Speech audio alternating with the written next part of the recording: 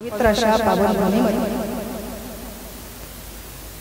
जय हनुमान निवास भगवान नगर कमल अपार्टमेंटच्या बाजूला अंबाजोगाई रोडवरती हे सुंदर असं निवास स्थान पवित्र अशा पावन भूमीमध्ये मुद्राई निवास या ठिकाणी आज गृहप्रवेश वास्तुशांतीच्या निमित्ताने पवित्र अशा कीर्तनाचा योग आलेला आहे। त्या निमित्तानं परिचित अपरिचित सर्वच मंडळी आज कार्यक्रमासाठी उपस्थित आहेत।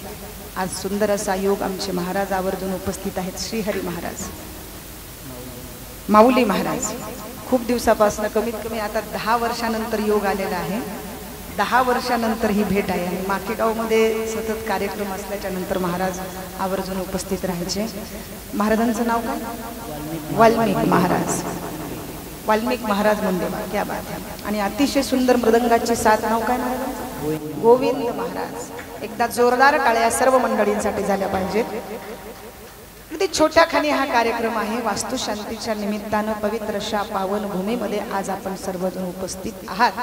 त्या निमित्तानं सेवेसाठी निवडलेला अभंग संत श्रेष्ठ महावैष्णव इच्छे यावं भूतलावर जन्माला आलेल्या जड जीवनाचा उद्धार करण्याकरिता आपला देह अखंड झिजवणारे श्रीमंत ज्ञानवंत कृपावंत ज्या संतांना वारकरी संप्रदायाच्या विचारानं वारकरी संप्रदायाच्या दृष्टीनं सूर्याची प्रखरता, चंद्राची शीतलता, अग्नीची दिव्यता, वेदमंत्राची पवित्रता, गंगेची सुचिता आणि आईची वात्सल्यता अशी उपमा ज्या संतांना दिली जाते असे देव मान्य संत, संत मान्य संत सम्राट देहू निवासी जगद्गुरु श्री संत तुकाराम महाराज यांचा 4 चरणाचा उत्कृष्ट असा अभंग असून उपदेश प्रकरणातील असा आहे। विठ्ठल विठ्ठल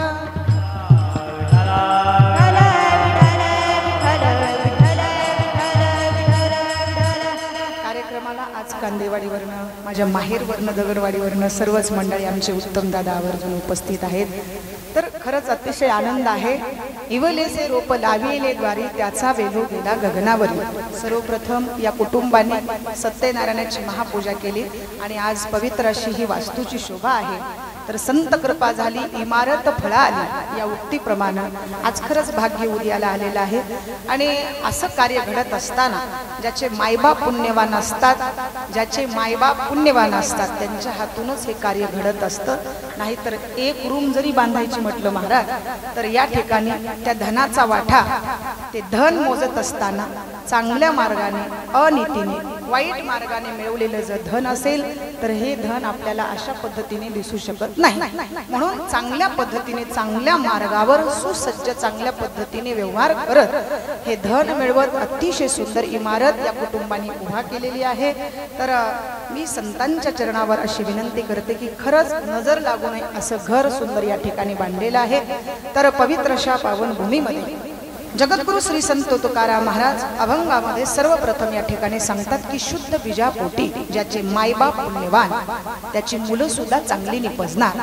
म्हणजे शेतकरी शेतीमध्ये बी पेरण्याकरिता घेऊन जातो, पण योग्य मशागत झाल्याच्या नंतरच ते बी नेऊन पेरत असतो। जोपर्यंत शेतीची मशागत होत नाही तोपर्यंत तो बी नेऊन पेरू शकत नाही। ज्ञानोबा त्याचं वर्णन ज्ञानेश्वरीमध्ये करतात। मुळाहुनी बीज काढिले मग निर्वाळले भूमी पेरले तरी ते सांडी विखुरी गेले मनोये काय। ज्ञानोबारायांचं असं सांगणं आहे की बी पेरल्याच्या नंतर त्याला फळं सुद्धा चांगलीच लागत असतात। तसं ज्याचे आई वडील पुण्यवान त्याची मुलं सुद्धा चांगली। विठ्ठल विठ्ठल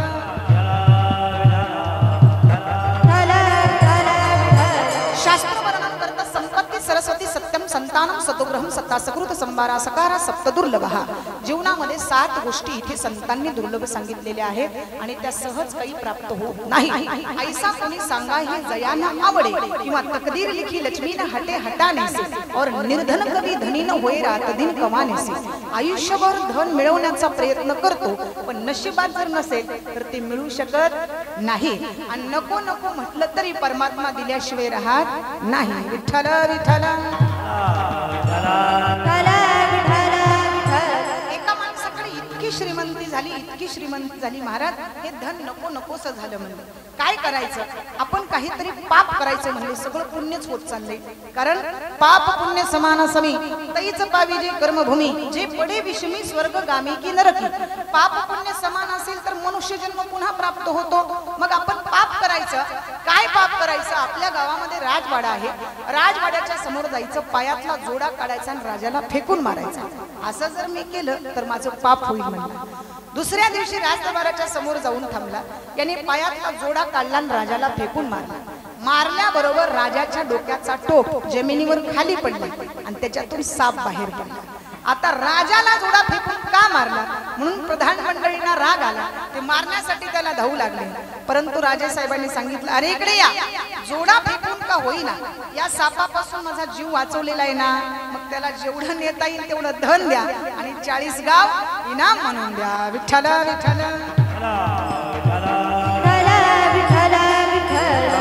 तर महाराज संचित असेल तर आपलं कोणी घेऊन जाऊ शकत नाही. म्हणून धन्य मी मानीन आपुले संचित राहिली से प्रीत तुझे नामे. इथे संचिताला विशेष महत्व दिलेलं आहे.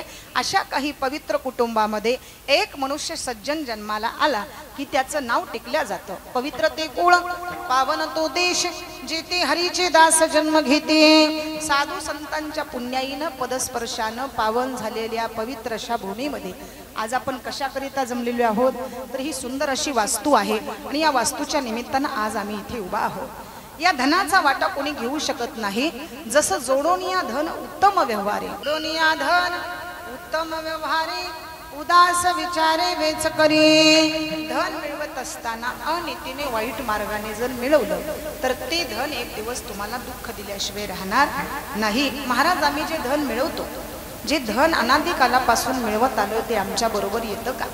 शास्त्र सांगतं तुम्ही मिळवलेलं धन तुमच्या बरोबर येऊ शकत नाही. कारण धन मिळविले कोटी संगे नये रे लंगोटी. तुका म्हणे द्रव्य मिळविले मागे आणि हेतू कोणा संगे गेले नाही. तुका म्हणे ज्याची संपदा केवडी आणि सांगा ते कवडी गेली नाही. रावणाकडे इतकं ऐश्वर्य होतं, इतकं ऐश्वर्य होतं, पण एवढं ऐश्वर्य असताना सुद्धा त्याच्या बरोबरीला थोडं सुद्धा गेलेलं नाही. म्हणून या धनाचा वाटा फक्त आपण मिळवत असताना चांगल्या मार्गामध्ये किती घालतोय हे विशेष फार महत्वाचं आहे. महाराज जोडून या धन उत्तम व्यवहारे, जे धन आम्ही मिळवलेलं आहे उत्तम व्यवहार करून मिळवलेलं आहे. पण या ठिकाणी ते धन देत असताना आमचं मन उदास नसावं. उदास विचारे वेच करी. पण ज्या वेळेस आम्हाला उत्तम गती प्राप्त होईल, ज्यावेळेस आम्हाला चांगली गती प्राप्त होईल, त्यावेळेस या ठिकाणी परमात्मा सुद्धा आमच्यावर आनंदी झाल्याशिवाय राहणार नाही. विठ्ठल विठ्ठल.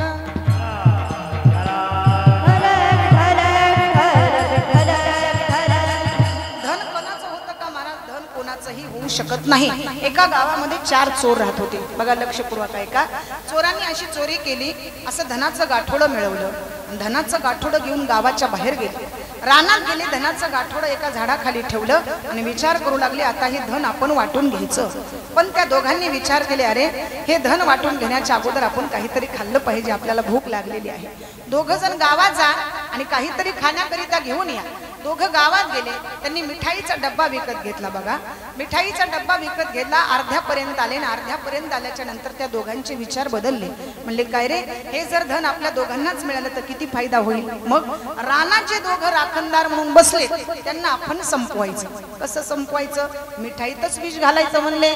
मिठाईत विष घातलं आता या दोघांनी. आणि जे रानात बसले दोघं राखणदार म्हणून त्यांनी काय केलं, गावाचे दोघं गेलेत मिठाई आणण्यासाठी. त्या दोघांना आपण संपवायचं म्हणजे राहिलेलं धन आपलं होईल. कसं संपवायचं? ते मिठाई घेऊन आले की त्यांना आपण विहिरीवर पाठवायचं म्हणजे पाणी आणण्यासाठी. आपण दोघांनी पाठीमागनं जायचं, जोरात धक्का मारायचा, विहिरीत पडतील, मरतील, राहिलेलं धन आपलं होईल. जसं या दोघांनी विचार गावात केले तसं यांनी रानात केले. मिठाईचा डब्बा घेऊन गावातले रानात आले. डब्बा खाली ठेवल्याबरोबर ते दोघं म्हणले, अरे मिठाई खाल्ल्याबरोबर आपल्याला अगोदर पाणी लागतं. तुम्ही काय करा, आत्ताच्या आत्ता विहिरीवर जा. विहिरीवर हे दोघं जण गेले. जसं हळूहळू चालत गेले तसं ही पाठीमागनं गेले. आणि जसं पाठीमागनं गेले, जोरात धक्का मारला, विहिरीत पडले. वाचवा वाचवा म्हणेपर्यंत काही शिल्लक राहिलं नाही. दोघंही मरण पावले. आता हे हसतच वर बाहेर आले. म्हणले वा, आज आपल्यासारखं भाग्य कोणाचं नाही. म्हणले आज भाग्यच उजळलं आपलं. उजळले भाग्य, आता अवघी चिंता वारली. आता कुठलीच चिंता नाही. म्हणले हे सगळं धनाचं गाठोडं आपल्या दोघांचं झालं. आणि जसं झाडाच्या खाली आले, दोघांनी धनाच्या गाठोड्याकडे बघितलं. म्हणले आज आनंदाचा दिवस आहे. धन वाटून घेण्याच्या अगोदर आपण मिठाई खाऊया आणि मग नंतर धन वाटून घेऊया. दोघांनी मिठाई खाल्ली. बघा लक्षपूर्वक आहे का. दोघांनी मिठाई खाल्ली आणि जे खाली बसले पुन्हा ते उठले नाही. मला सांगा हे धन झालं कोणाचं? अनितीने वाईट मार्गाने मिळवलेलं धन एक दिवस तुम्हाला दुःख दिल्याशिवाय राहणार नाही, म्हणून महाराज धन मिळवत असताना तुम्ही चांगल्या मार्गाने मिळवा, जोडून या धन उत्तम व्यवहारे उदास विचारे वेच करी. तसं महाराज घरामध्ये एक सात्विक पुत्र जन्माला आला की तू आपल्या कुळाचा उद्धार केल्याशिवाय राहणार नाही. शास्त्र वर्णन करत एक जर सात्विक पुत्र जन्माला आला तर तो 42 कुळाचा उद्धार करत असतो, आणि एक जर नास्तिक जन्माला आला तर तो 42 कुळाचा नायनाट करत असतो. विठ्ठल विठ्ठल. महाराज सांगतात सुशीलो मात्र पुण्येन पितृपुण्येन चतुरतः उदार वंश पुण्येन पुण्येन सौभाग्यतः. महाराज सिलवान पुत्र जन्माला येण्यासाठी आईचं पुण्य लागतं, विद्वान पुत्र जन्माला येण्यासाठी बापाचं पुण्य लागतं, उदार होण्यासाठी वंशाचं पुण्य लागतं, आणि भाग्यवान होण्यासाठी स्वतःचं पुण्य लागतं. ज्या अर्थी असा सिलवान आणि विद्वान पुत्र जन्माला आला त्या अर्थी त्याचे मायबाप पुण्यवान समजा. म्हणून शुद्ध बीजा पोटी पण फळे रसाळ गोमटी. ज्यावेळेस शुद्ध बी असेल त्यावेळेस फळं सुद्धा चांगली लागणार. बघा हिरण्यकशिपू वाईट आहे, पण घरामध्ये प्रल्हादजीचा जन्म कशामुळे झाला? आईने गर्भामध्येच असताना रामायण महाभारत ऐकलं आणि त्याचा परिणाम त्या गर्भावरती झाला. सत्वर उच्चार प्रल्हादी बिंबला उद्धवा लाधला कृष्णदाता. बघा लक्षपूर्वक ऐका. या ठिकाणी घरामध्ये जर सात्विक पुत्र जन्माला आला त्याचे मायबाप पुण्यवान समजा, पण इथे हिरण्यकशिपू वाईट आहे. कयादू गर्भवती असताना गर्भामध्ये तिने रामायण महाभारत ऐकलं, त्याचा परिणाम प्रल्हादजीवर झाला. प्रल्हादजी उदरामध्ये भगवंताचं दर्शन घेतात, उदरामध्येच भजन करतात. आणि बाहेर आल्याच्या नंतर हिरण्यकशिपूने विचारलं आज तुझ्या गुरूंनी तुला काय शिकवलेलं आहे? हे विचारल्याबरोबर प्रल्हादजी सांगतात की माझ्या गुरूंनी फक्त मला भजन करायला सांगितलेलं आहे. आणि प्रल्हादजी भजन करू लागतात. प्रल्हादजी मध्यभागी नाचायला लागतात, नृत्य करतात. प्रल्हादजीने जसं भजन सुरू केलं हिरण्यकशिपूचा क्रोध वाढला. सांगितलं त्या दुष्टाचं भजन करतो, जो माझा शत्रू आहे त्याचं भजन करतोस, असं आहे तरी कुठे? सांगितलं तो परमात्मा या समोरच्या खांबावरती आहे. आणि जसं समोरच्या खांबामध्ये आहे असं सांगितल्याबरोबर हिरण्यकशिपूने त्या खांबावरती लाथ मारली, खांब दुभांगला आणि त्याच्यामधून नरसिंह भगवान प्रगट झाले. म्हणून दुष्टाचा निपात करण्यासाठी परमात्म्याचा अवतार असतो. यदा यदा हि धर्मस्य ग्लानिर्भवति भारतः अभ्युत्थानं धर्मस्य तदात्मानं सृजाम्यहम्. महाराज वर्णन करतात एक चांगला पुत्र जन्माला येण्यासाठी आई वडिलांचं पुण्य पाहिजे, पण काही वेळेस आई वडील चांगले मुलं वाईट. प्रकाराचे तीन तुका म्हणे केले जन. तीन प्रकारची माणसं या जगामध्ये राहतात महाराज. एक वर्ग असा आहे ज्यांना देव आवडतो, दुसरा वर्ग असा आहे ज्यांना देव आवडत नाही, तिसरा वर्ग असा आहे जो देवच मानायला तयार नाही. मग वर्ग कोणता चांगला आहे? महाराज सांगतात ज्याला देवही कळाले आणि संतही कळाले. विठ्ठल विठ्ठल.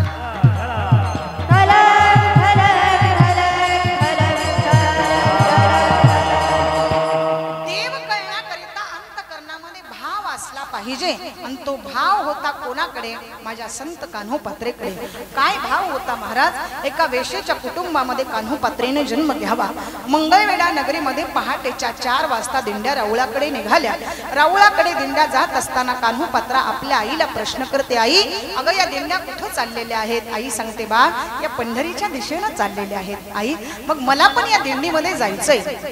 ज्यावेळेस कान्होपात्रा असं बोलते त्यावेळेस आई सांगते बाळ अगं आपलं घर अपवित्र आहे, मला वाटत नाही ती मंडळी तुला सामील करून घेतील. मग कान्होपात्रा न ऐकता दिंडीमध्ये प्रवेश करते. मजल दर मजल करत करत दिंड्या राऊळापर्यंत येऊन पोहोचतात. संध्याकाळचं भोजन कान्होपात्रेनं केलं आणि मग कीर्तन सुरू झालं. कीर्तनकार कीर्तनामध्ये बोलत होते एका विश्वाच्या पाठीवर परमात्म्याशिवाय जगात सुंदर काही नाही. हे ऐकलं कान्होपात्रेनं. तिला अहंकार होता कशाचा? सौंदर्याचा, की माझ्यापेक्षा या जगामध्ये सुंदर कोणी नाही. तिने ठरवलं माझ्यापेक्षा जर परमात्मा सुंदर असेल तर मी त्याचं दर्शन घेणार. कान्होपात्रा दर्शन घेण्याकरिता त्या ठिकाणी पुढे सरसावते, भजन करते, मंदिरामध्ये नृत्य करते. गावभर बातमी पसरली की मंदिरामध्ये एक मुलगी नृत्य करते. हैदरच्या बादशहाच्या कानावर ही बातमी गेली आणि त्याने ठरवलं की आपल्याही राजवाड्यामध्ये त्या मुलीला नृत्य करण्याकरिता घेऊन या. काही सैनिक कान्होपात्रेला पकडण्यासाठी कान्होपात्रेच्या पाठीमागे धावायला लागले. राऊळात हे कान्होपात्रेच्या लक्षात आलं की मला पकडण्यासाठी चोर आलेले आहेत. कान्होपात्रा परमात्म्याकडे धाव घेते. कान्होपात्रा पुढे धावते, चोर पाठीमागे धावतात. कान्होपात्रा पुढे धावते, चोर पाठीमागे धावतात. धावत धावत धावत पांडुरंगाच्या मूर्तीच्या समोर गेली. एकदा का भगवंताचं मुख पाहिलं. राजस सुकुमार मदनाचा पुतळा रवी शशिकळा लोपलिया. इतकं सुंदर ते स्वरूप कान्होपात्रेनं पाहिलं आणि तिने ठरवलं या भगवंताचं आता दर्शन घ्यावं. तिने आपलं तिसरं बोट भगवंताच्या चरणावरती ठेवलं. भगवंताच्या चरणावर बोट ठेवल्याबरोबर कान्होपात्रेच्या त्या ठिकाणी एका स्पर्शाने भगवंताच्या चरणाला खड्डा पडला. भगवंताच्या चरणावर खड्डा पडल्याबरोबर तिने ठरवलं माझ्या एका बोटानं जर देवाच्या चरणाला खड्डा पडत असेल तर हा परमात्मा किती सुंदर आहे हे पाहत पाहत पाहत कान्होपात्रेनं भगवंताला देह समर्पित केला. भगवंताला देह समर्पित केला. मंदिरामध्ये कान्होपात्रेचं प्रेत पडलं. आता गावभर बातमी पसरली, अरे ही मुलगी आहे कोण, आहे कोण. काही जण म्हणतात हिचं गाव कोणतंही. सांगितलं मंगळवेढा, हिला मंदिराच्या बाहेर काढा. काही जण म्हणू लागले मंदिरात मौत करा, काही जण म्हणू लागले बाहेर करा. आता विचार केला, त्या मंदिरामध्ये अनंत शास्त्री महाराज राहत होते. महाराज म्हणले क्षणभर थांबा. मुलीचं प्रेत भगवान परमात्म्याच्या मूर्तीच्या उजव्या हाताला ठेवलं. देव जे काही बोलतील तेच आपण करायचं. रात्रभर कान्होपात्रेचं प्रेत भगवंताच्या बाजूला ठेवण्यात आलं. अनंत शास्त्री महाराजांच्या स्वप्नामध्ये जाऊन दृष्टांत दिला भगवंताने. कान्होपात्रा वेशेच्या कुटुंबामध्ये जरी जन्माला आली असली तरी हिने प्राण जाईपर्यंत माझं भजन केलेलं आहे, माझं गुणगान केलेलं आहे ना, मग माझ्या उजव्या बाजूला जागा द्या. बघा भगवान परमात्म्याने कान्होपात्रेला भगवंताच्या उजव्या बाजूला जागा दिली, समाधी दिली. म्हणून आता सुद्धा एखादा पुढारी जाऊ द्या, नट जाऊ द्या, श्रीमंत जाऊ द्या, गरीब जाऊ द्या, पहिल्यांदा कान्होपात्रेचं दर्शन आणि नंतर पांडुरंगाचं दर्शन. आपण विचारू काय ग कान्होपात्रा, आम्ही आतापर्यंत भजन कीर्तन ऐकतो, कथा ऐकतो, पण आम्हाला मात्र देवाच्या एवढ्या जवळ जागा मिळाली नाही. नाम विठोबाचे पर्वत जळती पापाचे. नामाने अनेक जणांचा उद्धार होतो, तसं कान्होपात्रेच्या जीवनाचा उद्धार झाला. भगवान परमात्म्याने कान्होपात्रेला उजव्या हाताला जागा दिली. पहिल्यांदा कान्होपात्रेचं दर्शन, नंतर पांडुरंगाचं दर्शन. कान्होपात्रा इतकी पवित्र झाली, इतकी पवित्र झाली. कान्होपात्रेचा तर उद्धार झालाच, पण आतापर्यंत जेवढी माणसं पंढरीमध्ये जातात पहिल्यांदा कान्होपात्रेचं दर्शन, नंतर पांडुरंगाचं दर्शन. आपण प्रश्न करू कान्होपात्रेला की कान्होपात्रा तू किती भाग्यवान आहेस. आज तू नुसती भाग्यवान राहिली नाहीस तर साक्षात तुला फलश्रुती प्राप्त झाली आणि तू धन्य झालीस. ही हो भाग्याची भेटी झाली तया पांडुरंगाची. साक्षात परमात्म्याची भेट तिला व्हावी आणि तिचं जीवन धन्य व्हावं असा भाव जर आपल्याकडे असेल तर दुरी नाही देव त्याला. ज्याच्याकडे भाव आहे त्याच्या जवळ परमात्मा सदैव वास करत असतो. मागे पुढे उभा राहे सांभाळीत. आलिया आघात निवाराया. कितीही मोठं संकट येऊ द्या, त्या संकटाचं निवारण करणारा परमात्मा आहे. म्हणून घरामध्ये एक शुद्ध आणि सात्विक पुत्र जन्माला आला. महाराज सांगतात की त्याला फळं सुद्धा चांगली निपजणार. पण काही काही ठिकाणी माय बापे जरी सर्पी नकी बोका आणि त्यांच्या संगे सुखा नपवे बाळा. माय सर्पिनी सारखी बाप बोक्यासारखा असेल तर मुलं चांगली निपजणार नाही. महाराज सांगतात की शुद्ध बी असा असावं की ज्याला फळं सुद्धा चांगलीच लागावी. तुकोबाराय असं शुद्ध बी कोणतं आहे. विठ्ठलपंत आणि रुक्मिणी माता यांच्या उदरी जन्माला आलेली संतती महाराष्ट्रासाठी सगळ्यात मोठी संपत्ती. काही बी चांगलं आहे तर काही फळं चांगली आहेत. विठ्ठलपंत रुक्मिणी माता यांच्या उदरी जन्माला आलेली संतती महाराष्ट्रासाठी सगळ्यात मोठी संपत्ती ठरली. वयाच्या 16व्या वर्षी ज्ञानोबरायांनी ज्ञानेश्वरी लिहिली आणि 22व्या वर्षी समाधी घेतली. लक्षपूर्वक ऐका. कमी कालावधीच्या प्रवासामध्ये ज्यांनी चरित्रही घडवलं आणि चारित्रही घडवलं अशी संतती पोटी येण्याकरिता मायबाप पुण्यवान असावे लागतात. म्हणून महाराज इथे विठ्ठलपंत आणि रुक्मिणी माता खरंच भाग्यवान आहेत. ज्ञानोबरायांसारखे संत ज्यांच्या उदरी जन्माला आले. लक्षपूर्वक ऐका. पण या संतांनी जीवनामध्ये जेवढा त्रास सहन केला तेवढा कोणीही त्रास सहन केला नाही. जया अंगी मोठे पण तया यातना कठीण. ज्ञानोबरायांनी किती सहन करावं, किती सहन करावं, किती सहन करावं सांगून जाते तुम्हाला. किती सहन करावं, संन्याशाची पोरं म्हणून समाजाने वाळीत टाकावं, नको नको ते बोलावं. गावाच्या बाहेर एका झोपडीमध्ये निवास करणारे विठ्ठलपंत, रखुमाई माता आणि रुक्मिणी त्या ठिकाणी प्रथम आपल्या पतीला याचना करते, स्वामी अहो आपलं जीवन कसं तरी गेलंय, पण तुम्ही माझी विनंती ऐका आणि तुम्ही पैठणला जा. पैठण सारख्या ठिकाणी ब्राह्मण देवतेच्या घराच्या समोर जाऊन हात जोडून विनंती केली, महाराजजी येण्याचं कारण काय? सांगितलं शुद्धीपत्र मिळेल का? मिळेल, पण याच्यावरती प्रतिउत्तर देहांत प्रायश्चित. डबडबल्या डोळ्यानं विठ्ठलपंतांनी हातात कागद घेतला, सपाट्यानं पाठीमागं फिरले, सिद्ध बेटातल्या झोपडीपर्यंत आले. चिमुकली चिमुकली भावंड खेळत होती. बाबा आले, बाबा आले, बाबा आले, बाबा आले अशी धावत जवळ गेली. विठ्ठलपंतांनी हातातला कागद पाठीमागे लपवून घेतला. रखुमाईच्या हाताला पकडलं. सिद्धेश्वर भगवंताच्या मूर्तीच्या समोर आले. हातातला कागद खाली ठेवल्याने विठ्ठलपंत इतके रडत होते, इतके रडत होते.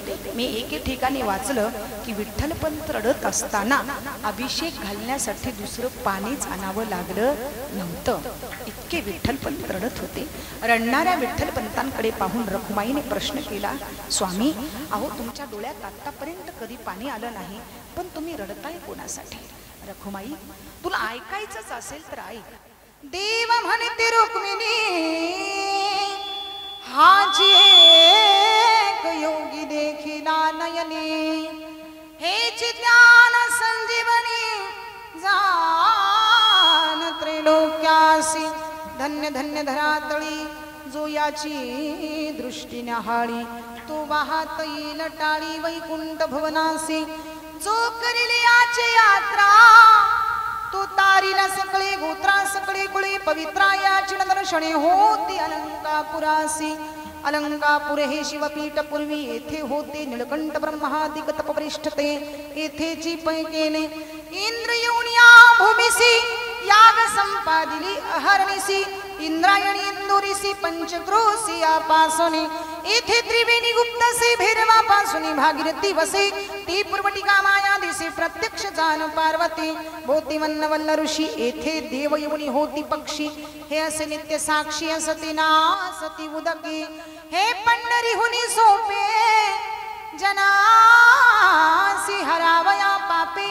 कलिकाळ कोपलिया कोपेन चले अलंकापुरासी. स्वामी तुम्ही का रडताय? त्यावेळेस सांगितलं मी कोणासाठी रडत नाही रुक्मिणी, मी फक्त माझ्या ज्ञानासाठी रडतोय. रखुमाई काय सांगावं तुला? ज्ञानाचा जागर सखा माझा ज्ञानेश्वर, मरनिया जावे बा माझ्या पोटयावे.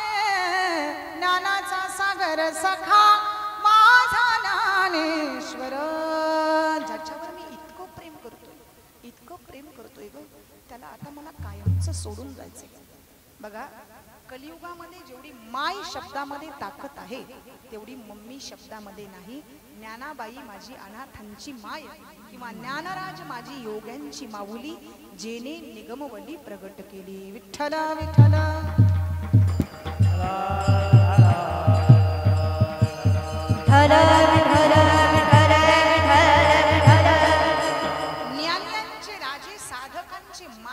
योगनिष्ठ तपोनिष्ठ ब्रह्मनिष्ठ माऊली महावैष्णव ज्ञानोबा ही महाराष्ट्रासाठी फार मोठी संपत्ती आहे. हल्ली माणसं संपत्ती मिळवतात, कितीही संपत्ती मिळवली, घरामध्ये जर पुत्र चांगला जन्माला आला नाही तर संपत्ती मिळवून फायदा नाही. संपत्ती मिळवल्याच्या नंतर त्या संपत्तीचं जतन करणारा पुत्र जन्माला यावा. विठ्ठला विठ्ठला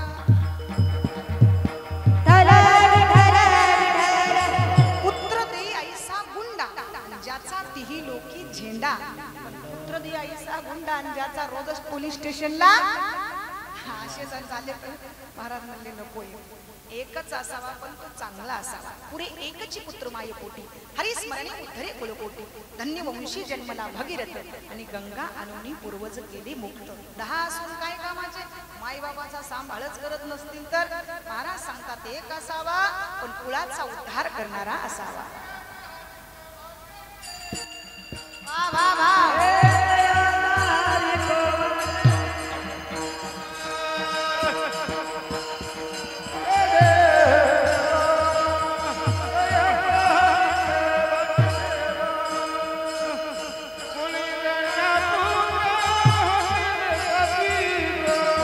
कन्या पुत्र होती रे जाती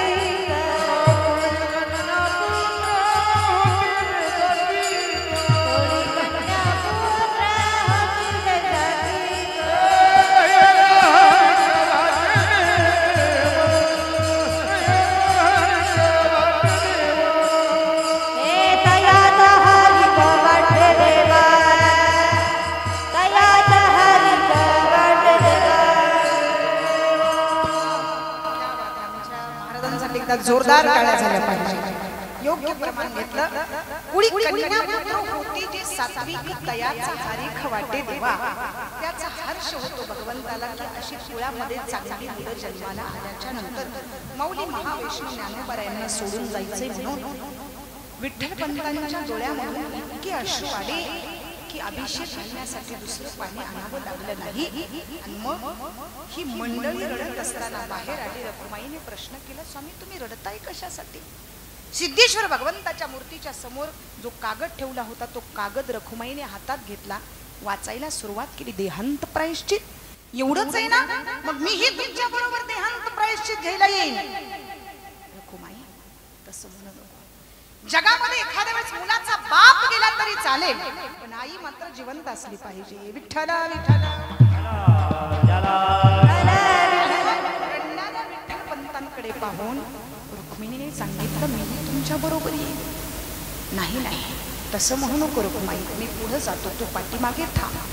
स्वामी जेथे राघव तेथे सीता, तुम्ही जिथे आहात तिथे मी राहणार, मी तुमच्या बरोबर येणार. रात्री ठरवलं की आपल्याला जायचं. सकाळी सुंदर असा पुरणपोळ्यांचा स्वयंपाक बनवला. मुक्ताईला मांडीवरती बसून विठ्ठलपंत एक एक घास भरवत होते आणि आतमधले अश्रू आपोआप बाहेर येत होते. अश्रूंना कितीही दाबण्याचा प्रयत्न केला पण अश्रू थांबत नाही. तो बघा, ज्या मायबापांना कायमचं सोडून जायचं असतं त्यांचं अंतःकरण काय म्हणत असेल.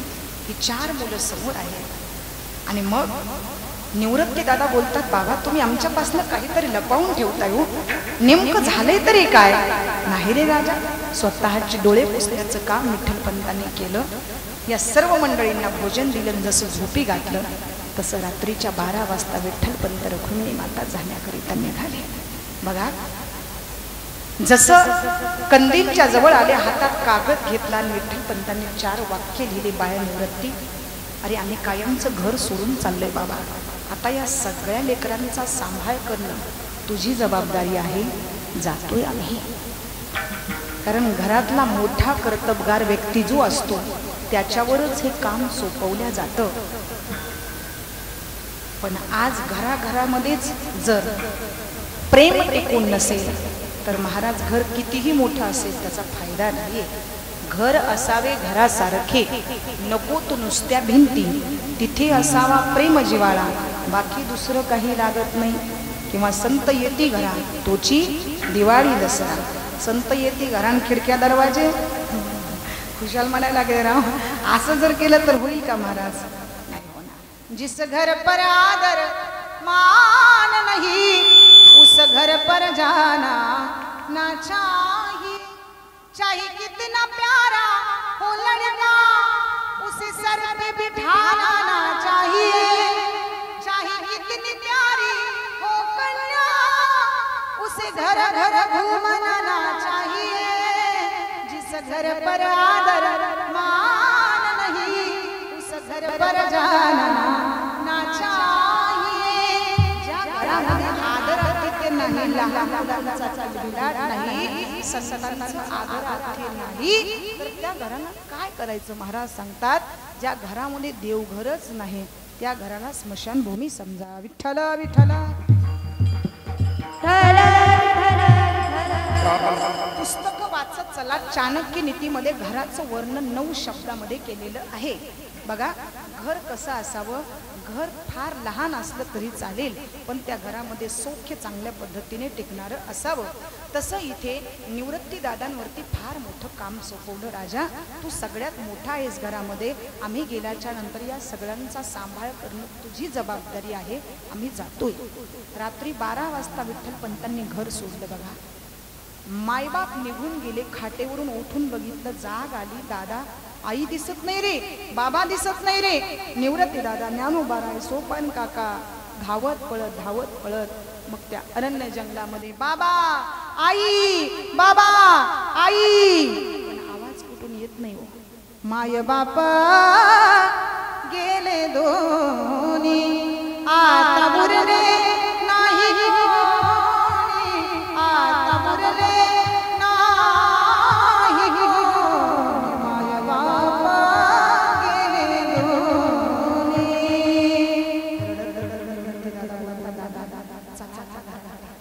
आणि जसं झोपडीच्या जवळ झोपडीत प्रवेश केला, कंदीलच्या जवळ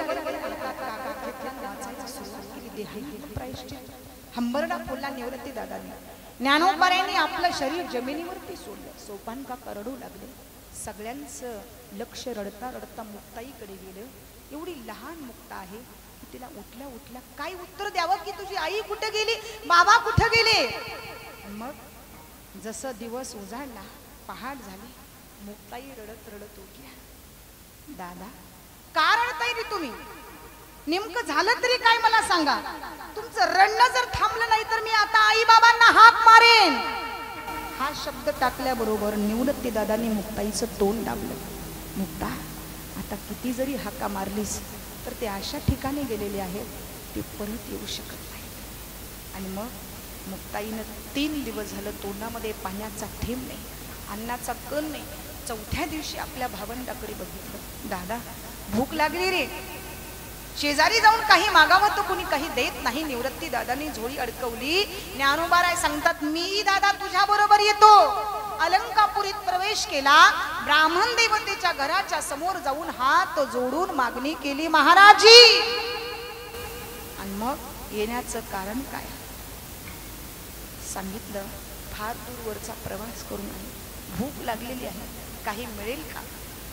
काय रे, स्वतःची घर बाटवता ती बाटवता आणि आमच्या घराच्या समोरून मधुकरी मागता. मिळणार नाही मधुकरी, चालते व्हाईत न. तरीही ज्ञानोबाराय मान खालीच घालून थांबलेले, एकही अपशब्द बोलत नाही. आता पुन्हा ब्राह्मणाने दुसरं शस्त्र वापरलं. तो घराच्या बाहेर आला. मिळालेलं जोडीतलं चिमूटभर पीठ त्याने जोडीत हात घातला आणि ते पीठ हातात घेऊन असं जमिनीवरती टाकलं. ज्ञानोबाराय आता उचलणार, इतक्यात ते पीठ पायानं सपाट केलं. अंतकरण दाटून आलं. तरीही ज्ञानोबाराय एक शब्द बोलत नाही. किती सहन करावं, किती सहन करावं. ज्ञानोबाराय सांगतात, दादा आता मिळणार नाही आपल्याला मधुकरी, चला परत इथून. दोघही भावंड सिद्ध बेटातल्या झोपडीपर्यंत आले. परत आल्याच्या नंतर मुक्ताई जवळ आल्या. दादा काही मिळालं, तुम्ही चिंता करू नकोस मुक्ता, मी खाली वागतो, माझी पाठ तापवतो. स्वतःची पाठ तप्त करावी आणि त्याच्यावरती मुक्ताईनं मांडे भाजावे. हा जगाच्या पाठीवरचा पहिला चमत्कार. चालविली जड भिंती, हरली चांग याची भ्रांती. रेड्यामुखी वेद बोलविला, गर्वद्विजांचा हरविला. लोहे हा सामान्य, महिमा संतांचा. नैवेद्य हातीचा मूर्ती जेवी. आतापर्यंतचे चमत्कार हे अलौकिक चमत्कार, पण ज्ञानोबारायांनी जगाकरिता एक आगळा वेगळा चमत्कार करून दाखवला. तो कोणता चमत्कार आहे. जिही निमिष मात्रे देह पालटिला, स्त्रियेचा तो केला पुरुष उभा. स्त्रियेचा तो केला पुरुष उभा. स्त्रियेचा तो केला पुरुष उभा. स्त्रियेचा तो केला पुरुष उभा. विविध दबाचे देह पालटला. विविध दबाचे देह पालटला.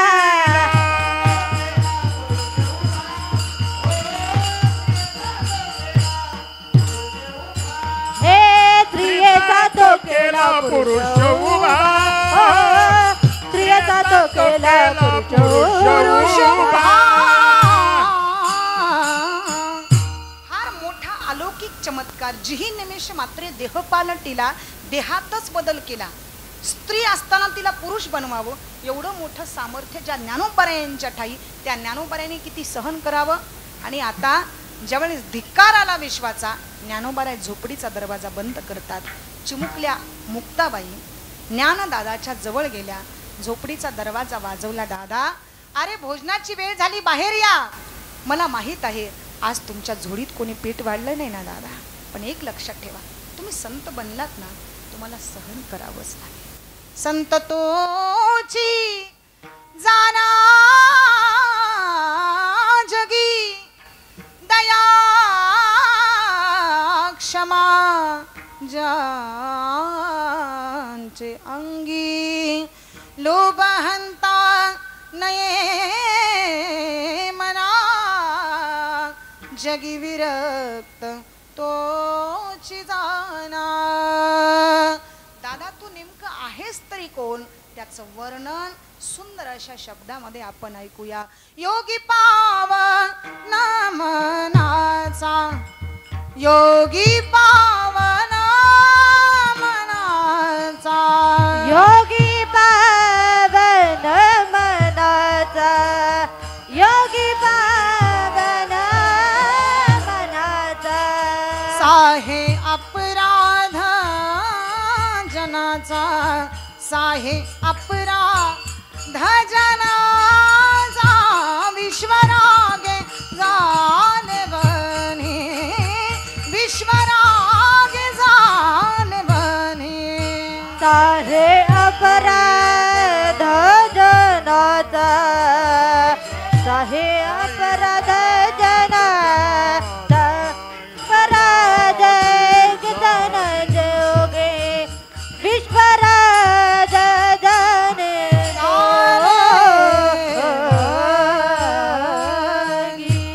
योगी पावन मनाचा, साहे अपराध जनाचा. दादा, मला माहित आहे तुझ्यावर आज फार मोठं दुःख आहे, पण मी तुझ्यापेक्षा वयानं फार लहान आहे.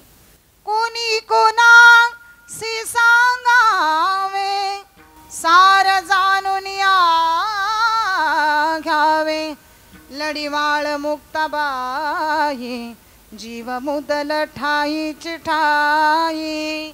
माझ्यासाठी नाही पण विश्वासाठी एक करा म्हणल्या मुक्ताबाई. काय करावं मुक्ता? तुम्ही तारुणी विश्वतारा, ताटी उघडा ज्ञानेश्वरा. डबडबला डोळ्यानं ज्ञानोबराने झोपडीचा दरवाजा उघडला. मुक्ताबाईच्या चरणविंदावर मस्तक झुकवलं. मुक्ता, किती जन्मताच ज्ञान घेऊन जन्माला आलीस. अभिमानी चांगदेवजी महाराज वाघावरती बसून आले. 14 विद्या 64 कला ज्यांनी हस्तगत केल्या ते चांगदेव महाराज. पण मुक्ताबाईच्या जवळ आल्याच्या नंतर मुक्ताबाई सांगते, अरे चांगदेवा, 1400 वर्ष जगलास पण कोरा करकरीत राहिलास. ज्ञानोबाराय सांगतात, मुक्ता तसं म्हणू नको, तो कोरा करकरीत नाही, ज्ञानानं भरगच्च भरलेलं आहे, पण त्याच्यावर अनुग्रह तुला करायचा आहे. मुक्ताईने एका कागदावरती 65 अभंग लिहावेत, त्याला नाव द्यावं चांगदेव 65. महाराज, आता कुठे माझा जन्म परमार्थामध्ये झाला.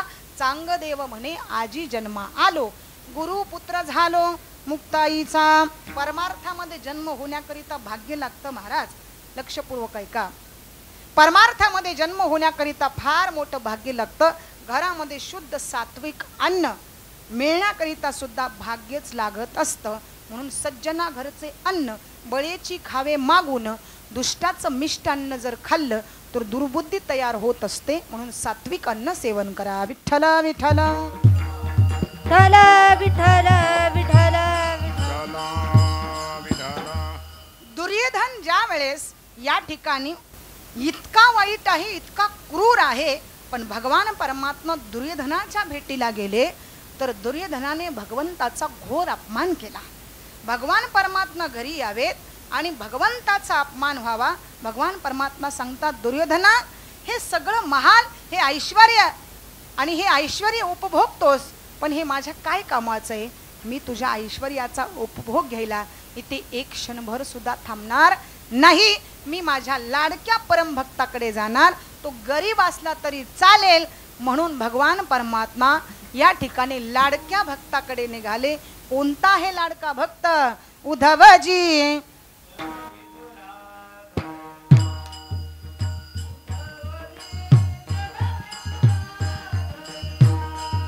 उद्धवजी चल विदुरा घर जावे उद्धवजी चल विदुरा घर जावे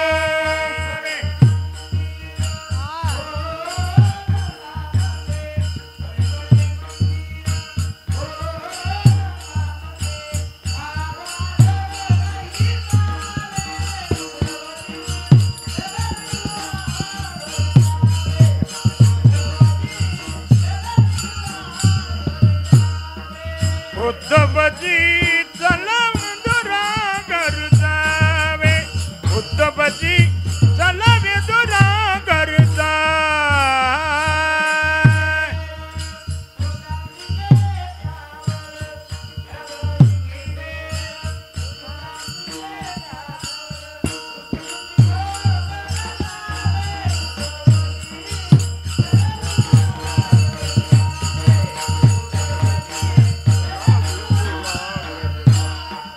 उद्धवजी चल विदुरा घर जावे उद्धवजी चल विदुरा घर जावे.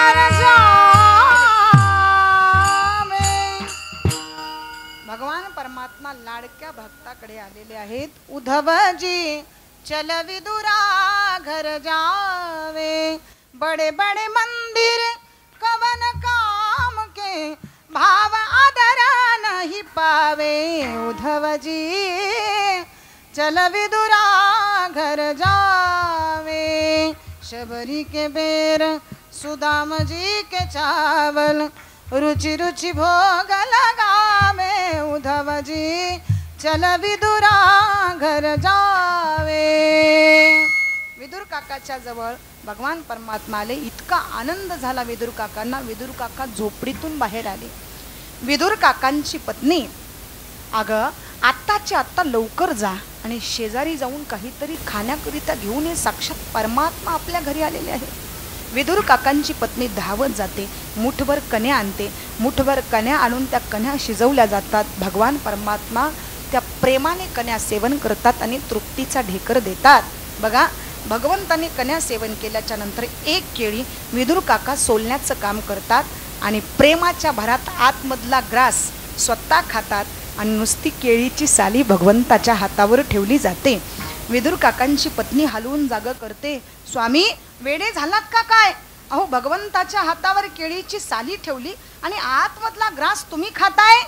भगवान परमात्मा सांगतात विदुरा अरे जी केळीच्या सालीमध्ये गोडी आहे ती आता ग्रासामध्ये सुद्धा नाहीये. विठ्ठला विठ्ठला.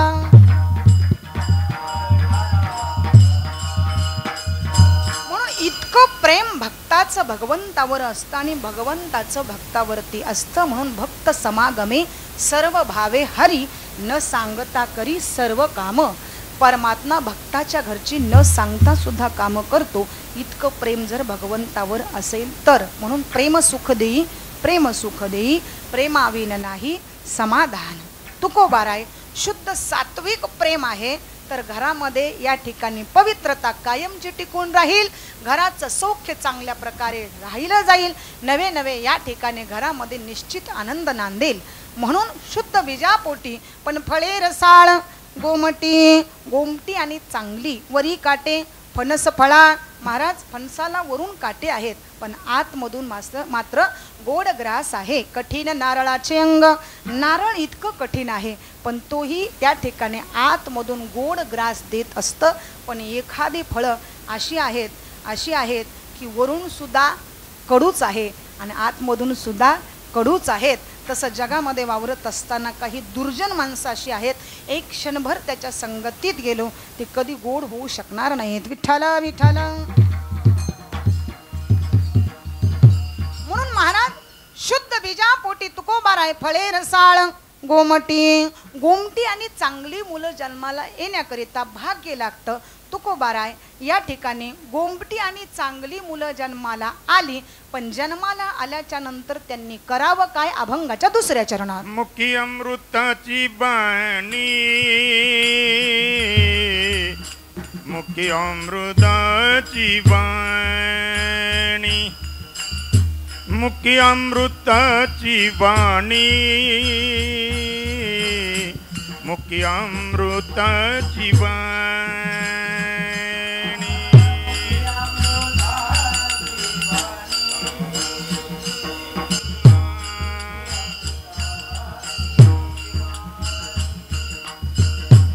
मुखी अमृताची वाणी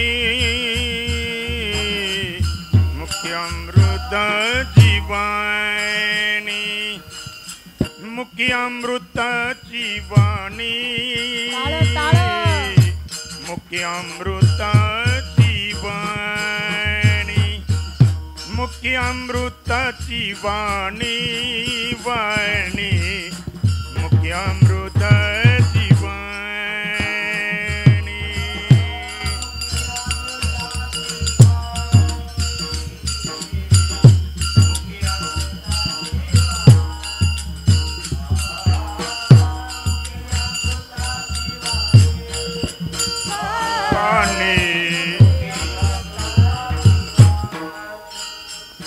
देह देवाचे कारणी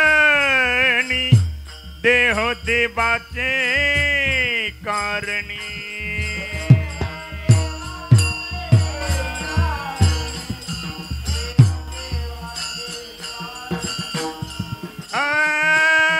मुख्य अमृताची वाणी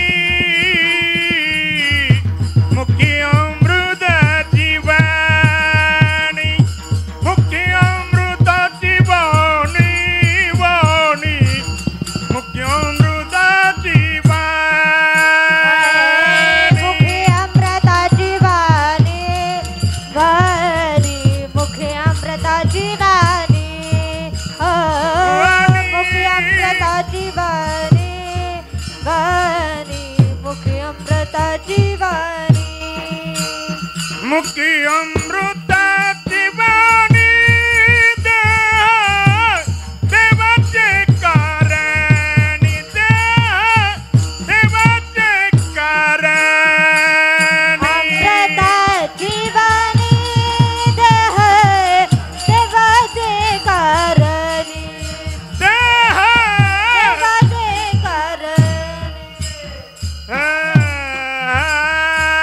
अभंगाच्या दुसऱ्या चरणात महाराज मुखी अमृताची वाणी देह देवाचे कारणी त्या पुत्राने जन्माला आल्याच्या नंतर आपलं या ठिकाणी मुख पवित्र करावं भगवंताच्या नामाने, तर त्याचा उद्धार होत असतो. म्हणून देवाचं स्मरण करत असताना फलाची अपेक्षा करून त्याचं स्मरण करू नका. महाराज सांगतात सरस्वती सत्यम संतानम सद्नुग्रहम सत्ता सकृत संभारा सकारा सप्त दुर्लभा.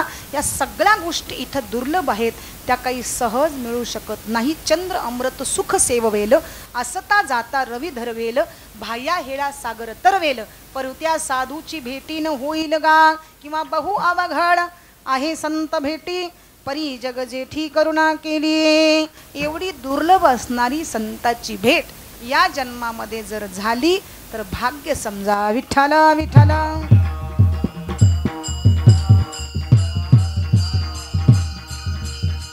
बहुआ बगड आहे संत भेटी बहुआ बगड आहे संत भेटी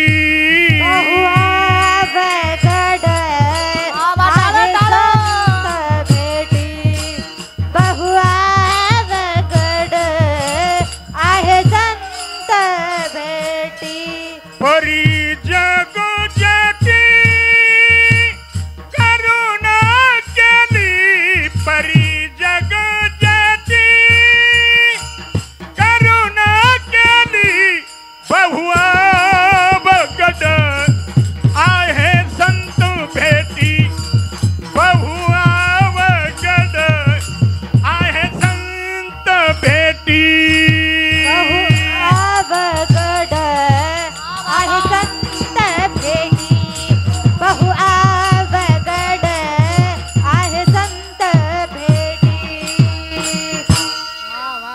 बात है. जोरदार टाळ्या झाल्या पाहिजेत आमच्या महाराजांसाठी. बहु अवघड आहे संत भेटी परी जग जेठी करुणा केली. संतांची भेट फार दुर्लभ आहे. बाहुल्य मनुष्य देही निज ज्ञान घातले पाही. अनंत जन्माच्या पुण्याईनं हा नरदेह प्राप्त झालेला आहे. म्हणून आपल्या जीवनामध्ये 3 अवस्था फार महत्त्वाच्या आहेत. लक्षपूर्वक ऐका. बालपण, तारुण्यपण आणि म्हातारपण. हे पण आमच्या जीवनामध्ये 3 वेळेस येतं महाराज. बाल पण, तारुण्य पण, म्हातार पण आणि चौथं जे पण येतं ते सरपण कायमचं घेऊनच जातं. विठाल विठाल. म्हणून हे येण्याच्या अगोदर तरी आम्ही सावध झालं पाहिजे ना. बरोबर आहे. महाराज सांगतात तैसे साच आणि मवाळ मितले परी रसाळ शब्द जैसे कल्लोळ अमृताचे माणसाचं बोलणं सहज असावं पण अमृतासारखं असावं.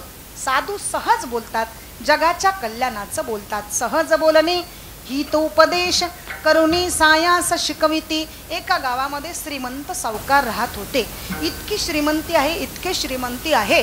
आणि मग एका माणसाला 500 रुपयाची गरज पडली. तो आपल्या पुत्राला सांगतो, बाळा आत्ताचे आत्ता जा आणि सावकाराकडे जाऊन 500 रुपये घेऊन ये. मुलगा सावकाराकडे आला. सावकार, माझ्या वडिलांनी तुमच्याकडे 500 रुपयासाठी पाठवले. एक 10 मिनिट थांब रे बाबा. 10 मिनिटानंतर मी तुला पैसे देतो. सावकार आतमध्ये गेले, पैसे घेऊन बाहेर आले. मुलाच्या हातावर ते पैसे ठेवले. पैसे घेतल्याच्या नंतर मुलगा खुदकन गालात हसला. का रे बाबा कशासाठी हसतो? सावकार, 1 तास झालं मला प्रश्न पडलाय. म्हणले, तुम्ही इतके श्रीमंत आहात पण तुमच्या घराचा दरवाजा खूपच लहान आहे. तुम्ही मेल्याच्या नंतर तुमचं शरीर बाहेर कसं काढावं? आता काही घेणं होतं का देणं होतं? सावकाराला आला राग. माझेच पैसे घेतो ते घेतो वर परत मलाच असं बोलतो. धरलं त्याला त्या खोलीतच कोंडून ठेवलं. मुलगा काय येत नाही. वडिलांनी परत 2 नंबरचा मुलगा पाठवला. आता तोही त्याचाच भाऊ. आल्याबरोबर चौकशी करतो. सावकार, माझा भाऊ आलेला आहे का? काय तुझा भाऊ बावळट आहे, काही बोलायचं कळत नाही, काही नाही. काय झालं? अरे माझेच पैसे घेतो ते घेतो आणि वर परत मलाच म्हणतो तुम्ही मेल्याच्या नंतर तुमचं शरीर बाहेर कसं काढावं? आता हाही त्याचाच भाऊ. म्हणला, शरीर जर बाहेर निघत नसेल तर आपण तुकडे करून काढूया. धरलं त्याला पण खोलीत कोंडून ठेवलं. आता मुलगा काय येत नाही. वडिलांनी परत 3 नंबरचा मुलगा पाठवला. तोही त्याचाच भाऊ. म्हणला, सावकार, माझे भाऊ आलेत. काय तुझे भाऊ बावळट आहेत, काही बोलायचं कळत नाही, काही नाही. म्हणला, एक म्हणतो की मेल्याच्या नंतर शरीर बाहेर कसं काढावं, दुसरा म्हणतो आपण तुकडे करून काढूया, आता तिसरा यांचाच भाऊ. म्हणला, एवढं करायची गरजच नाही, आपण खोलीलाच पेटवून देऊया. विठ्ठल विठ्ठल विठ्ठल विठ्ठल विठ्ठल. तसं महाराज काही लोकांना कुठं काय बोलावं याचं ज्ञान नसतं. म्हणून बोलत असताना चांगलं बोला, मवाळ बोला, गोड बोला. तुकोबाराय मुखी अमृताची वाणी. सहज बोलतात पण बोलण्यामध्ये भाव आहे. देह देवाचे कारणी. जन्माला आल्यापासून तुकोबाराय साधना करतात. देहूगाव, लोहगाव, भंडारा डोंगर, भामचंद्र डोंगर आणि घोरोडा डोंगर अशा 5 स्थानावर तुकोबारायांनी साधना करावी आणि साधनेच्या द्वारे तुकोबारायांनी जीवन आपलं धन्य करून घ्यावं. महाराज जसं इथं तुकोबारायांचं जीवन धन्य झालं तसं आपलंही जीवन धन्य व्हावं असं वाटत असेल तर या देहाने भगवान परमात्म्याच्या नामाचं भजन केलं पाहिजे. पण महाराज तुम्ही एवढं सांगताय, काही झालं तरी आम्ही त्या पांडुरंगाचं भजन करणार नाहीत, कीर्तनामध्ये टाळी वाजवणार नाही, अशी काही लोक शपथ घेतात. बरं लक्षपूर्वक आहे का? काही बोलू द्या महाराजांनी, आपण कीर्तनात शेवटपर्यंत टाळी वाजवायची नाही, अशी काही माणसं शपथ घेत असतात. पण लक्षपूर्वक आहे का? इथे तुम्ही शपथ घ्याल, इथे हे माझं आहे असं म्हणाल, गाडी माझी आहे, घर माझं आहे, बंगला माझा आहे, ऐश्वर्य माझं आहे, शेवटी बायको माझी आहे, हे सगळं माझं इथं म्हणतात. पण तिथे आपण म्हणू शकत नाहीत. मग तेथे नचले काही, मग तेथे नचले काही. ओ सत्ता संपदा राहील ठाईचे ठाई. सता संपदा राहील ठाईचे ठाई.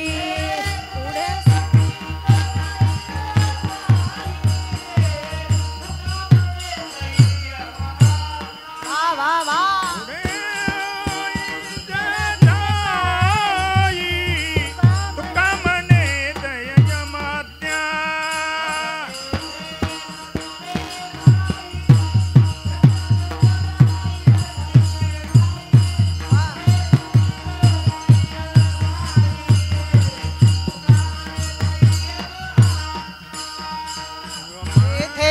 चले काही सत्ता संपदा राहील ठाईचे ठाई.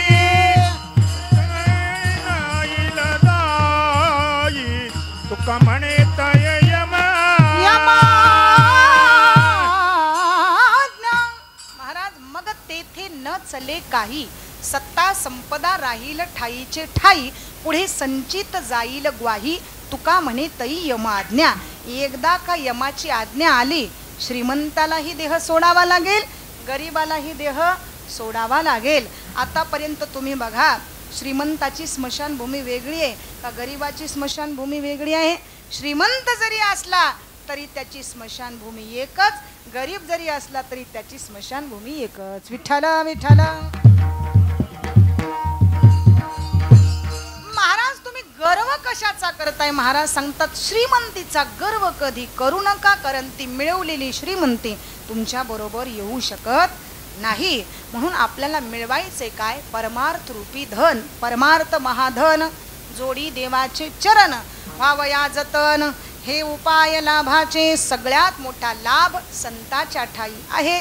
म्हणून हेतू एक संता ठाई आणि लाभ पायी उत्तम. हा उत्तम लाभ इथे संत संगतीत आल्याच्या नंतर प्राप्त होत असतो. म्हणून मुखाने गोड बोला, मवाळ बोला, साच बोला, मुखी अमृताची वाणी. तुकोबाराय.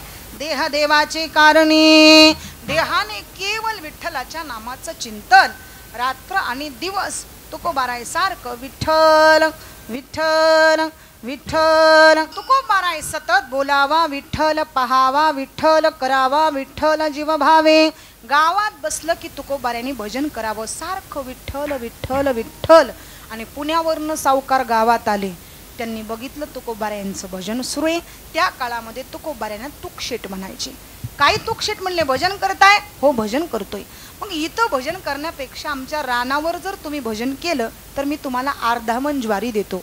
अर्धा मन ज्वारीवर तुकोबाऱ्यांनी भजन मान्य केलं. तुकोबाऱ्यांनी भजन मान्य केलं, रानात गेले, पवित्र अशा शिळेवरती बसले. तुकोबाराय भजन सुरू करतात. भजन सुरू झालं की पक्षी यायचे, कणसातले दाणे खायचे, 4 वाजले की निघून जायचे.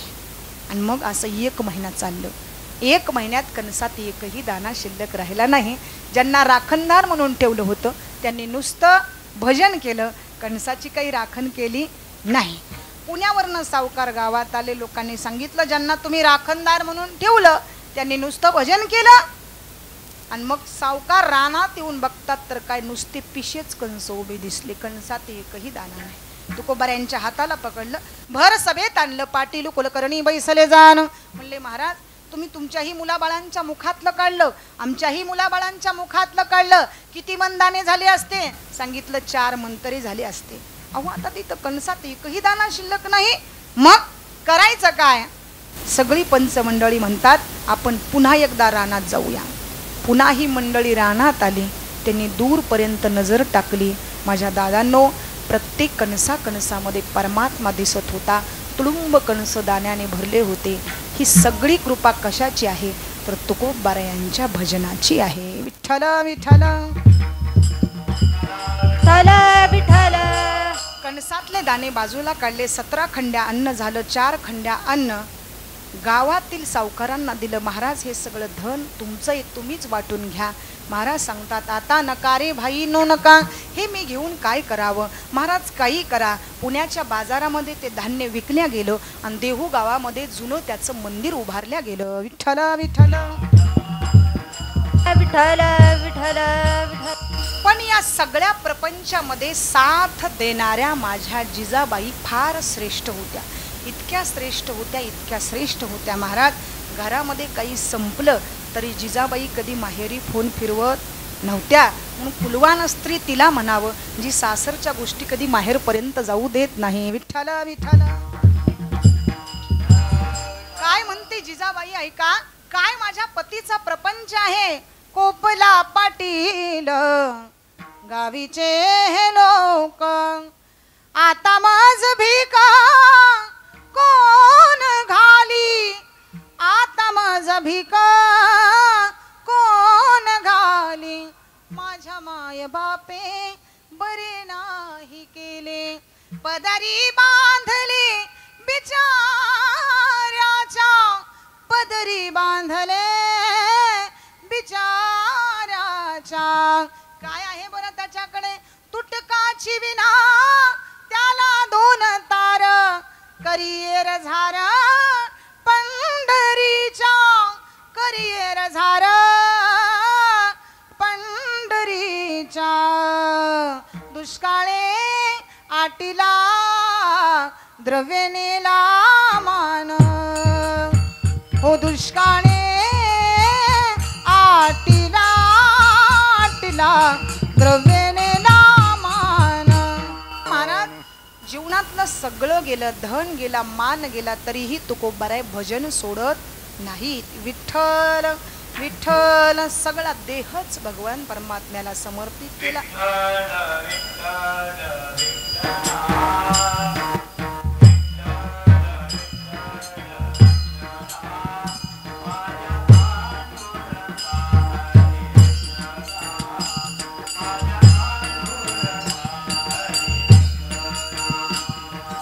विठ्ठल विठ्ठल विठ्ठल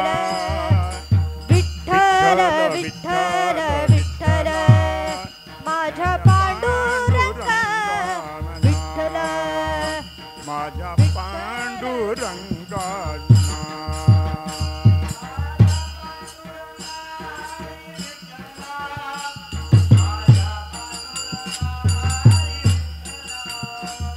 माझ्या पांडुरंगा विठ्ठला पांडुरंगा विठ्ठला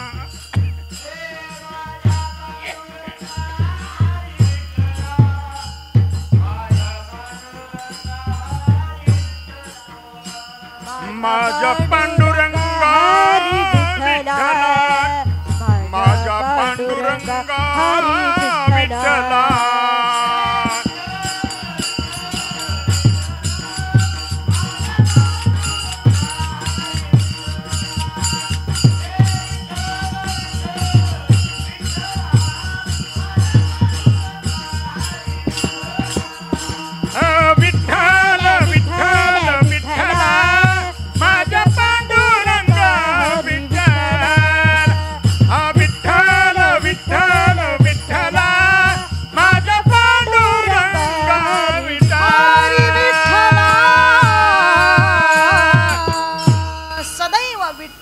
विठ्ठल विठ्ठल ज्यांची वाणी पवित्र झाली महाराज. आणि काही लोकांनी सांगितलं महाराज एवढं भजन करताय तुकोबाराय सांगतात मी या वाणीला कितीही थांबवण्याचा प्रयत्न केला तरी ही पवित्र झालेली वाणी काही ऐकायला तयार नाही. कारण तिला केवळ छंद लागलेला आहे नामाचा. छंद या नामाचा घेतला से म्हणून सदैव आपल्या वाणीने भगवान परमात्म्याचं चिंतन करावं. मुखी अमृताची वाणी देह देवाचे कारणे. देहाने भगवान परमात्म्याला या ठिकाणी आठवावं. पण हल्ली आमचा देह भगवंताला आठवायला तयार नाही. महाराज सांगतात देहीच विदेही भोगू दशा. काही लोकांना म्हटलं त्याचं चिंतन करा, त्याला हृदयात साठवा. बरं त्याला हृदयात तरी साठवणं सोपं आहे का महाराज?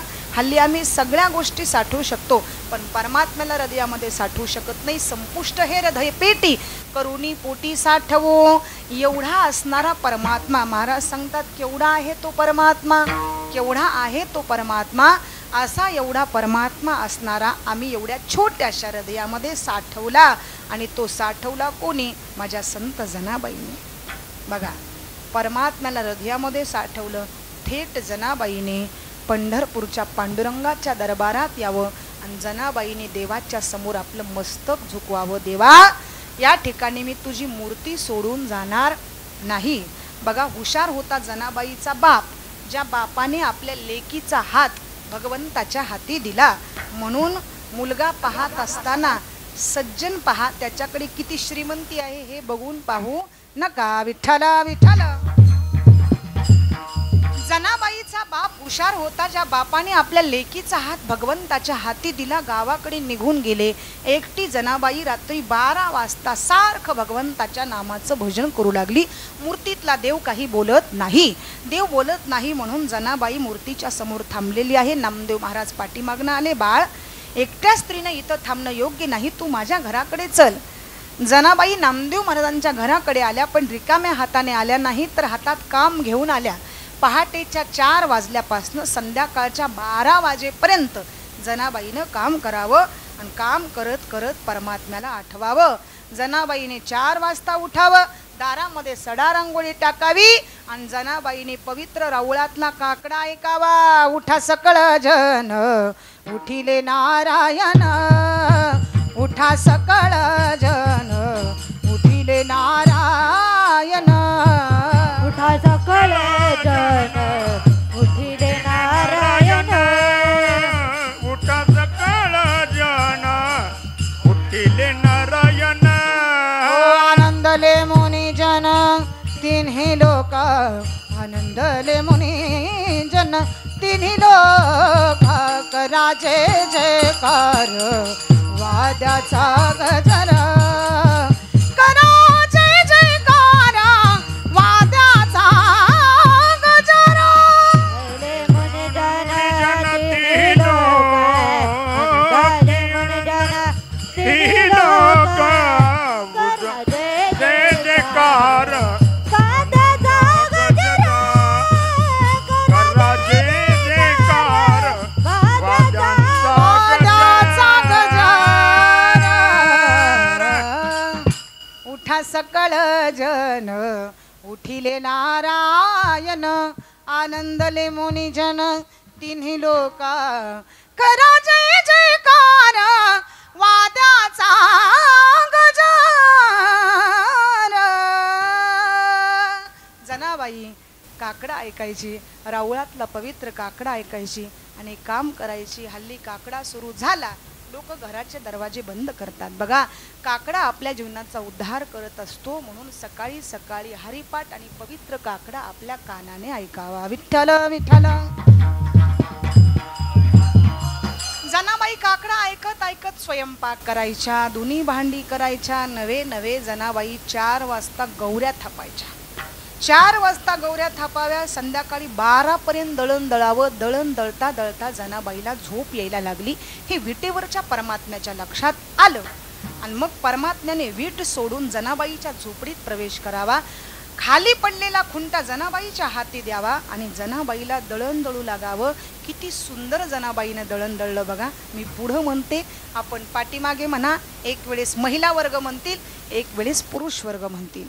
सुंदर माझे जाते ग फिरते बहुतुके. महिला वर्ग वा वा वा. ओव्या गाऊ कौतुके तू येर बा विठ्ठला. पुरुष मंडळी, त्यांच्यापेक्षा आवाज आपला मोठा आला पाहिजे बरं, कारण सगळे पैसे त्यांच्याच खात्यावर चाललेत. आता तर जाग व्हा. ये रे बा विठ्ठला, ये रे बा विठ्ठला, ये रे बा विठ्ठला, तू ये रे बा विठ्ठला.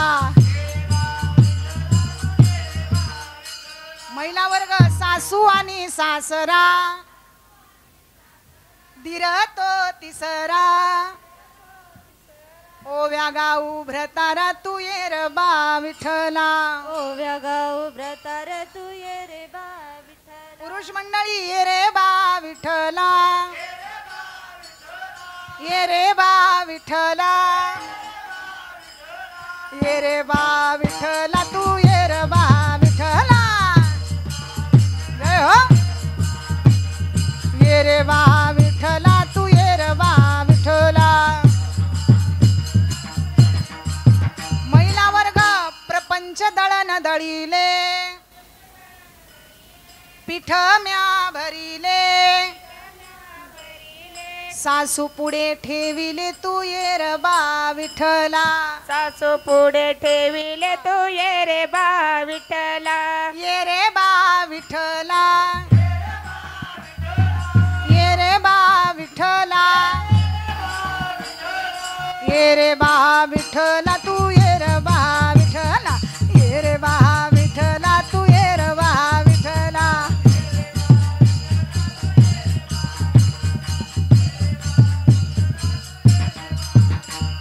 महिला वर्ग, जीव शिव दोन्ही खुंटे गे शिव शिवनी खुंटे ग प्रपंचाचे नेटे गे प्रपंचाचे नेटे ग लावून पाची बोटे गे तू ये रे बा विठ्ठला लावून पाची बोटे ग तू ये रे बा विठ्ठल पुरुष मंडळी ये रे बा विठ्ठला ये रे बा विठ्ठला. आता एकदा सर्वांनी वर हात करायचे सर्वांनी वर हात सर्वांनी आणि हात वर केले नाही तुम्हाला शेजाऱ्याची शपथ आहे बरं म्हणून सर्वांनी वर हात करायचे. ये रे बा विठ्ठला तू ये हो विठ्ठला ये रे बा विठ्ठला तू ये रे बा विठ्ठला ये रे बा विठ्ठला तू ये रे बा विठ्ठला ये रे बा विठ्ठला विठ्ठला ये रे बा विठ्ठला तू ये रे बा विठ्ठला ये रे बा विठ्ठला तू ये रे बा विठ्ठला विठ्ठला.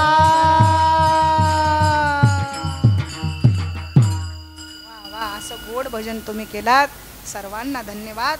जनाबाई पांडुरंगाचं भजन करायला लागली. 4 वाजले दळण दळता दळता घाई घाईमध्ये काकड्याची वेळ झाली म्हणून परमात्मा जाग्याहून उठले निघून गेले. अंगावरची शाल तिथंच विसरले. सगळे वारकरी म्हणू लागले संध्याकाळच्या भजनात देवाच्या अंगावर शाल होती नेमकं गेली कुठं. एक जण म्हणला जनाबाईच्या झोपडीची चौकशी करा. जनाबाईच्या झोपडीतले सगळेच गाठोडे रस्त्यावर टाकले आणि कोपऱ्यात शाल दिसली. म्हणले शिव्या जर आपण चौकात जाऊन दिल्या तर कुणी जवळ थांबल का. नाही महाराज पण जनाबाईचा अधिकार फार मोठा होता. जनाबाईनं देवाला बोलल्याबरोबर विटेवर असलेल्या परमात्म्याला जाग आली आणि जसं जनाबाईला सुळावर चढवण्यात आलं ना तसं तसं परमात्म्याने नजर टाकता क्षणी त्या सुळाचं पाणी पाणी झालं. एवढं मोठं सामर्थ्य जनाबाईच्या भक्तीत होतं. म्हणून आपण सुद्धा देहाने या ठिकाणी भगवान परमात्म्याचं व्हावं. महाराज तुम्ही म्हणताय घरामध्ये शुद्ध सात्विक पुत्र जन्माला आला की मायबाप पुण्यवान होतात. पुढे चला देह आपला हा इतका पवित्र आहे इतका अपवित्र आहे आणि अपवित्र असणाऱ्या देहाला भगवंताच्या नामाच्या चिंतनानं पवित्र केल्याच्या नंतर होत तरी काय त्याचं वर्णन अभंगाच्या 3ऱ्या चरणात.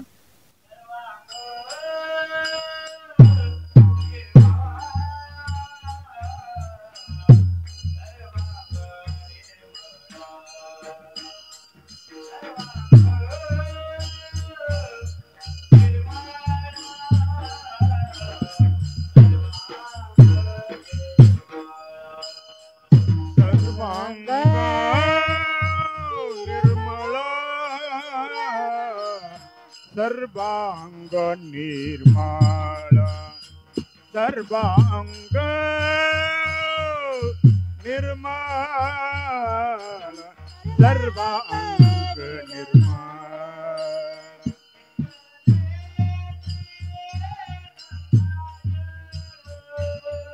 चित्त जैसे गंगा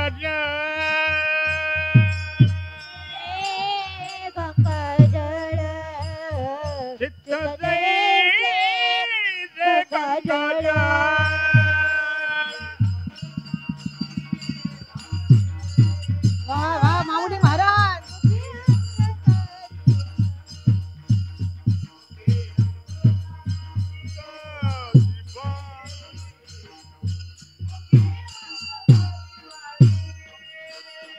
मुखी अमृत शिवा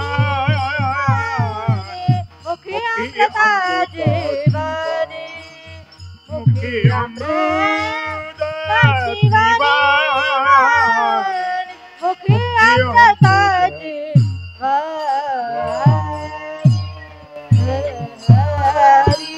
अभंगाच्या 3ऱ्या चरणात महाराज वर्णन करतात. देह जर देवाच्या कारणी लावला बघा देह जर देवाच्या कारणी लावला महाराज तर हे सर्वांग निर्मळ होत असतं. सर्वांग निर्मळ चित्त जैसे गंगा जळ गंगेसारखं निर्मळ असणारं माणसाचं मन असावं. पवित्र झाली या गंगा अनेक नाल्या अनेक ओढे एकत्रित करत करत ती समुद्राला जाऊन मिळते आणि एकदा का समुद्राला जाऊन मिळाली की तिचे आमच्यावरती किती उपकार होतात. का फेडीत पाप ताप पोखीत तिरीचे पादप समुद्रा जाय आप गंगेचे जैसे. गंगेचे इतके अनन्य उपकार आमच्यावरती आहेत महाराज. जसं गंगा ही पवित्र आहे तसंच त्या गंगेच्या प्रवाहात वाहणारा जीव सुद्धा पवित्र असला पाहिजे. म्हणून रामचंद्र प्रभू बघा, गंगेच्या प्रवाहातून नदी पार करण्याकरिता ज्यावेळेस निषाद राजाच्या जवळ आले, निषाद राज ही नदी पार करून आम्हाला पलीकडे जायचे, आम्ही वनवासाच्या दिशेनं निघालेलो आहोत, आम्ही वनवासी आहेत. त्यावेळेस निषादराज सांगतात, ही नदी, ही नौका पार करून जाण्याकरिता तुम्हाला केवटचा हात घ्यावा लागेल. केवटचा हात कसा घ्यावा? केवटला हाक मारावी लागेल. ए केवट! ज्यावेळेस हाक मारली, अरे कोण आहे? सांगितलं, ही दशरथजींचे पुत्र आहेत. अरे यांना नदी पार करून पलीकडे जायचं आहे. केवट धावतच आला. हातामधील ज्या वेळेस स्वरूप भगवान परमात्म्याचं पाहिलं आणि रामचंद्र प्रभूंना एका क्षणामध्ये केवटने ओळखलं. ज्यांच्या चरण स्पर्शाने दगडाला स्पर्श झाला तर दगडाची सुद्धा स्त्री बनू शकते. केवटने ओळखलं की हा सर्वसामान्य महात्मा नाही, हा तर साक्षात देव आहे आणि आज देव माझ्या नौकेमध्ये बसणार आहेत, तर त्याच्याकरिता मी अगोदर त्यांच्याकडे मागणी करणार. केवट प्रभूंच्या जवळ आले आणि केवटनी प्रभूंकडे एकटक पाहिलं. सांगितलं, काय काम आहे? सांगितलं, अरे ही तुझी नौका दिसते ना, या नौकेमध्ये आम्हाला बसायचे बाबा, आम्हाला ही नदी पार करून जायचंय बाबा. तर ज्या वेळेस प्रभू बोलायला लागले, केवट एकटक प्रभूकडे पाहतात आणि केवट प्रभूला सांगतात, मी ही नौका तुमच्यासाठी तयार करतो, पण पहिल्यांदा मला अगोदर तुमचे चरण धुवायचे. नाही नाही नाही, अरे माझ्या चरणामध्ये काय आहे एवढं? नाही राघव, जे काही नाही ते तुमच्या चरणामध्ये आहे आणि म्हणून मला पहिल्यांदा तुमचे चरण धुवायचे. कारण उदरनिर्वाहाकरिता ही जी नौका आहे, या नौकेमध्ये प्रत्येक माणसं बसल्याच्या नंतर जे काही पैसे मिळतात त्याच्याने माझा प्रपंच चालतो बाबा. तुमच्या एका स्पर्शाने दगडाची स्त्री होऊ शकते, मग माझ्या नौकेत जर तुमचं चरण लागलं तर माझी नौका सुद्धा स्त्री बनू शकते, म्हणून मी तुम्हाला नौकेमध्ये बसवणार नाही. केवट सांगतो प्रभूंना, मी नौकेत बसवणार, पण पहिल्यांदा मला अगोदर तुमचे चरण धुवायचे. बघा, केवटच्या पत्नीने पवित्र अशी लाकडाची काटवट आणली आणि त्या लाकडाच्या काटवटीमध्ये प्रभूंचे चरण धुतल्या घेतले.